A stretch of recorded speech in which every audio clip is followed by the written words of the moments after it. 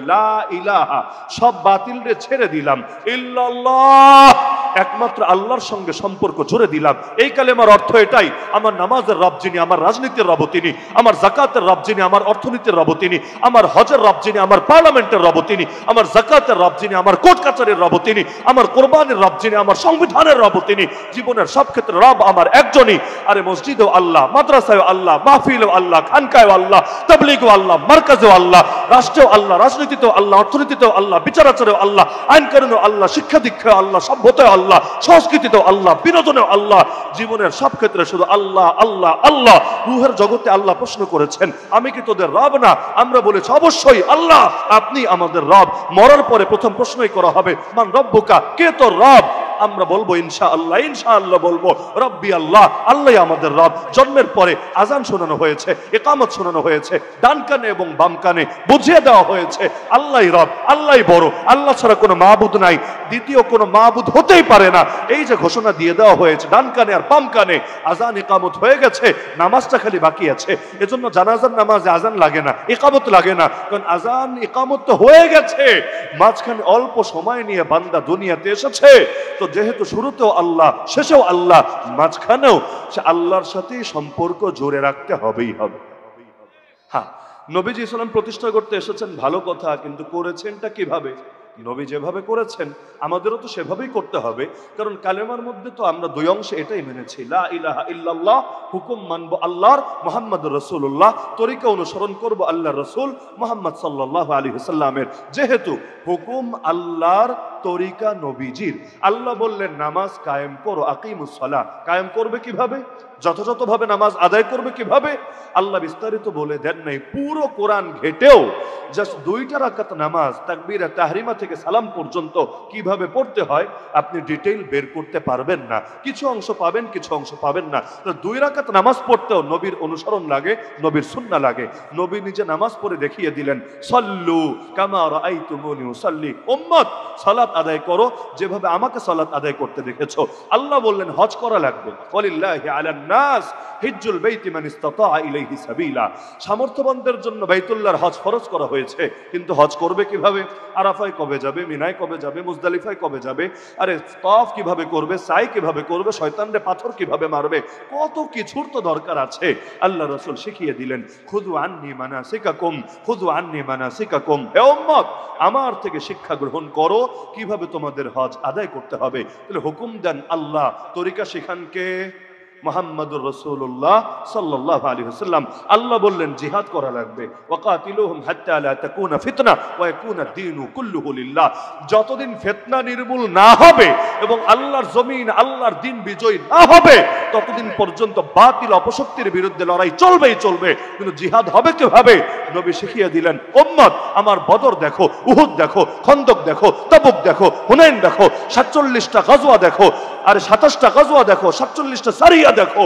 আমার জীবনী দেখে দেখে তোমরা শেখো কিভাবে তোমাদেরকে জিহাদের আয়াতের উপর আমল করতে হবে। হ্যাঁ, আল্লাহ বলে দিলেন শুধু কাফেরের বিরুদ্ধে জিহাদ না, মুনাফিকের বিরুদ্ধেও জিহাদ করা লাগবে। ইয়া আইয়ুহান নবী জাহিদুল কুফারা ওয়াল মুনাফিকিন। তো মুনাফিকদের বিরুদ্ধে জিহাদ হবে কিভাবে? কাদিয়ানির বিরুদ্ধে জিহাদ, ওই লালনবাদীদের বিরুদ্ধে জিহাদ, ওই সেকুলারদের বিরুদ্ধে জিহাদ, ওই নাস্তিক্যবাদীদের বিরুদ্ধে জিহাদ। তাহলে এই যে দুনিয়ার যত অপশক্তি আছে যেগুলো কাফের, কাফেরের বিরুদ্ধে জিহাদ তো ক্লিয়ার, মুনাফিকের বিরুদ্ধে জিহাদ হবে কিভাবে?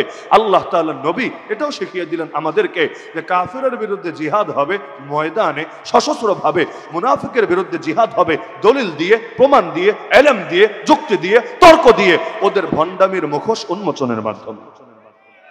এজন্য এই আয়াতের তাফসীর করেছেন আব্দুল্লাহ বিন আব্বাস রাদিয়াল্লাহু আনহুমা, ইয়া আইয়ুহান নবী জাহিদুল কুফারা বিসসিনান ওয়া জাহিদুল মুনাফিকিনা বিল বায়ান। হে নবী, কাফেরের বিরুদ্ধে জিহাদ করেন তরবারি দিয়ে, মুনাফিকের বিরুদ্ধে জিহাদ করেন সুস্পষ্ট দলিল দিয়ে। উভয় জিহাদই করা লাগবে। তাহলে আল্লাহর জমিন, আল্লাহর দ্বীন কিভাবে কায়েম করব, এক্ষেত্রে নবীকেই তো আদর্শ মানতে হবে, নাকি অন্য করে আদর্শ মানার সুযোগ আছে? মূল তরিকা 2টা, সাথে প্রাসঙ্গিক আছে কয়েকটা বিষয়। মূল তরিকা কোন 2টা? এগুলো কোরআনে আছে। আল্লাহ বলেন, ফাকাতিল ফি সাবিলিল্লাহ লা তুকাল্লাফু ইল্লা নাফসাকা ওয়া হাররিদিল মুমিনিন আসাল্লাহু আন ইয়াকুফা বাসাল্লাযিনা কাফারু। শেষ থেকে যদি অনুবাদ করি অর্থ দাঁড়ায়, আল্লাহ অবশ্যই কাফেরদের শক্তিকে চূর্ণ করে দেবেন, যদি তোমরা দুটো কাজ করতে পারো, কাজ দুইটা ফল একটা, কাজ দুইটা ফল একটা। ফল হলো আল্লাহ কাফিরদের শক্তিকে চূর্ণ করবেন, মানে ইসলামী শক্তির বিজয় ঘটাবেন। তবে কাজ করা লাগবে কয়টা? দুইটা।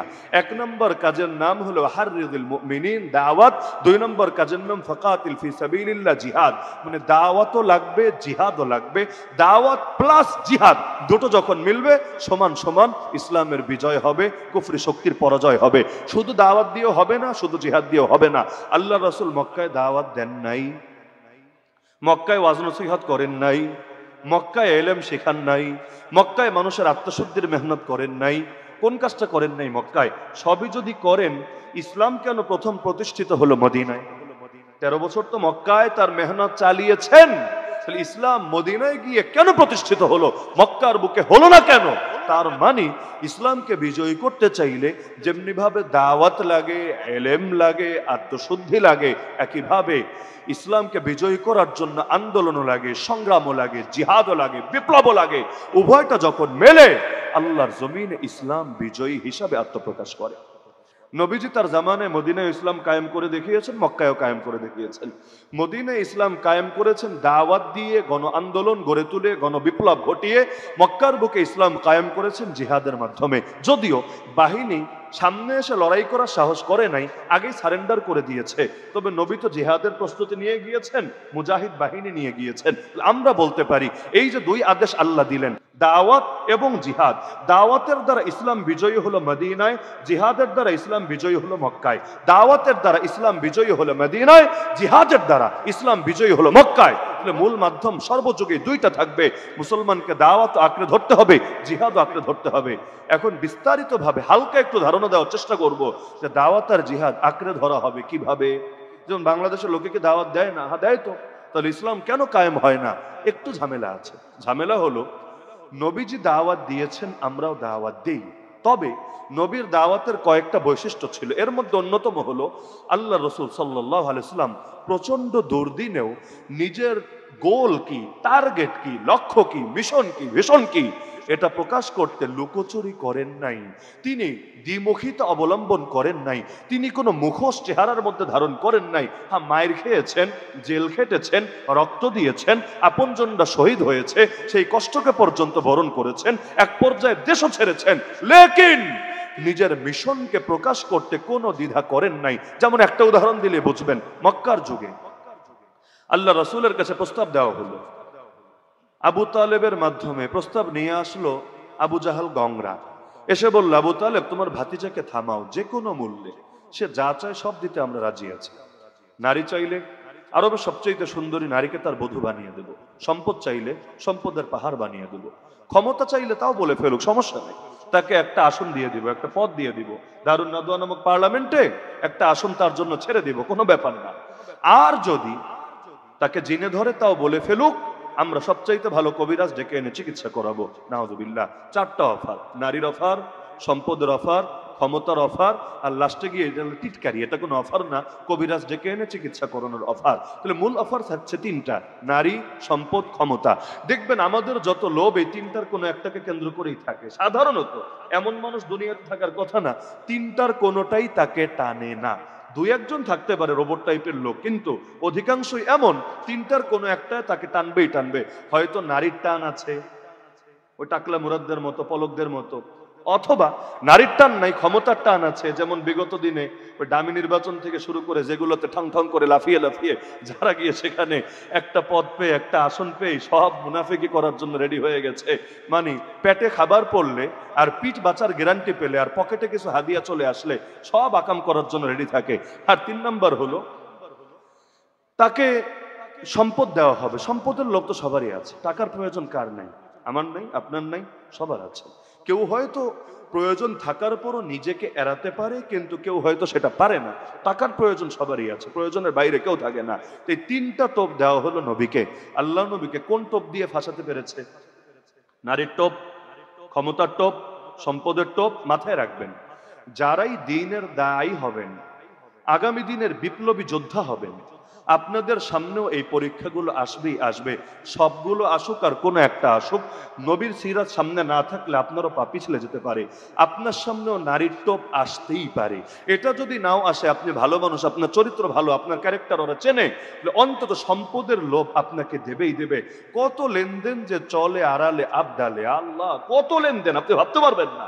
আর এটা যদি নাও হয়, ক্ষমতার টোপ তো ভাই সবাই গেলে, দেখেন এক চেয়ারের জন্য ঐক্য হয় না জাতির মাঝে। কি সুন্দর মরা মানুষগুলো কি সুন্দর ঐক্যবদ্ধ হয়ে থাকে কবরস্থানে, কোনো হাউকাউ নাই, কোনো চিল্লাচিল্লি নাই, কোনো চিৎকার চেঁচামেচি নাই। তো জিন্দা মানুষগুলারে কেন যেন এক করা যায় না? মরা ব্যাং এক পাল্লায় তুলে একসাথে মাপা যায়, জিন্দা ব্যাং আর 100 কেন 10টাই তুলে দেখেন না, তুলতে দেরি, কোনটা যে কোন দিক দিয়ে লাভ দিয়ে বের হবে এটা হতে দেরি না। এজন্যই বলা হয় ইসলামী খেলাফত ছাড়া জাতিকে ঐক্যবদ্ধ করা যায় না। কারণ শুধু ওয়াজ দিয়ে ঐক্যবদ্ধ হয় না রে ভাই। কেউ যখন ঐক্য ভাঙতে চাইবে, ওইটারে ফিরাবেন কিভাবে? এমন কোন শক্তি থাকা লাগে, খালি বের হ তুই, তোরে ঘাড়ানোর জন্য আমার জিনিস রেডি আছে। ওই রকম পাওয়ার ছাড়া জাতিকে এক করা সম্ভব না। এজন্য দেখবেন জাতি যখন ঐক্যবদ্ধ হয়েছে, জাতি কোন শক্তির অধীনে থেকে ঐক্যবদ্ধ হয়েছে। এই যে আজকে বাংলাদেশে ঐক্যের একটা কথা লক্ষ্য করা যায়, যদিও যেই হারে কথা হয় ওই হারে কাজ হয় না। মাইকের সামনে যেভাবে লোক ঐক্য করে, ওভাবে যদি আড়ালে ঐক্যের ব্যাপারে আন্তরিক হতো, এত মাস লাগতো না, পুরো বাংলাদেশের জনগণের দিলও ভাঙতো না। এই দেশের জনগণ সবাই এখন ইসলামপন্থীদের ঐক্য চায়, সবাই। আমরা তো পুরো দেশ ঘুরি, পুরো জনগণের পালস আমরা বুঝি, সবাই চায় ঐক্য। কিন্তু দিনকে দিন নিরাশ হয়ে যাচ্ছে, হতাশা চলে আসছে। তারা বলছে এই জাতিরে দিয়ে কিচ্ছু হবে না, ইসলামপন্থীদের দিয়ে কিচ্ছু হবে না।